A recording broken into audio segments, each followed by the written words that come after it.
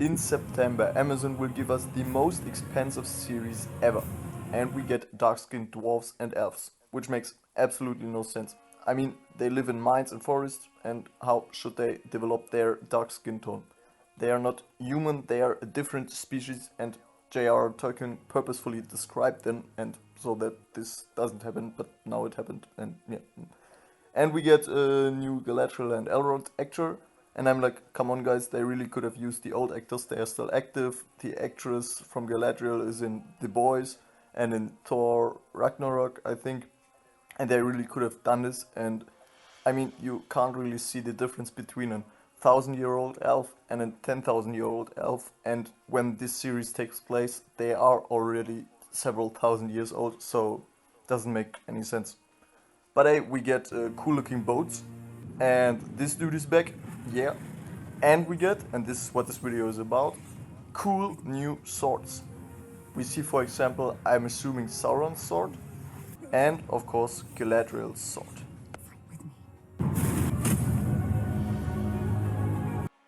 And yeah, maybe she is using two different types of swords. There's really not too much information in there because one time when she's stabbing it in the eyes, it's really looking different than to her main sword, I'd say. But I wanted to recreate then something kind of in between those two, so I got inspiration from both of them, and yeah. So nothing too special, too new. I did everything the old way. Except now, which is pretty special about the handle, is that you can see the blade through the handle. And then I thought about a few good methods how I could make kind of the cross guard handle thing, and I ended up with glue gun and thin pieces of wood, and with that I simply tried to recreate the handle as close as possible to the original. In the end, it didn't really look as close as the original, but I'm still pretty happy with it. And then just spray paint, and I didn't really added any details on it because the original doesn't have them, and I thought it looked pretty cool. It looks now with the glue gun and spray paint on it like melted gold, and yeah, pretty happy with it.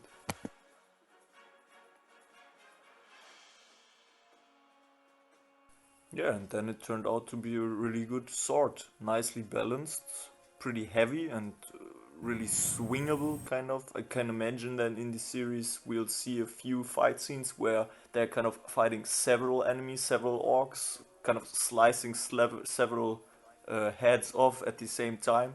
The handle is really long, like you could place kind of three or even four hands on it, and so you have a really nice edgeability, and it's, yeah, really like it.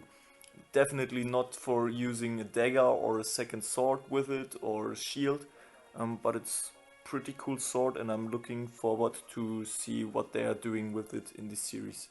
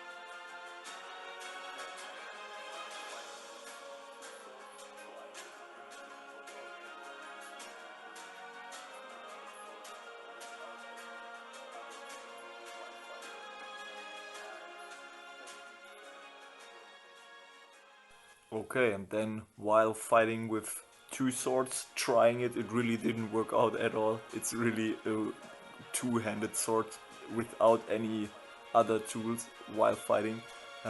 I'd thank you for your attention. I think we are all hyped for this series, and we are all looking forward to what they will do with those swords, how they will fight. I've tried out a few fight moves, fighting techniques with it, but I'm pretty sure that they'll show new other methods, because especially with that long handle, it's pretty cool, I'd say.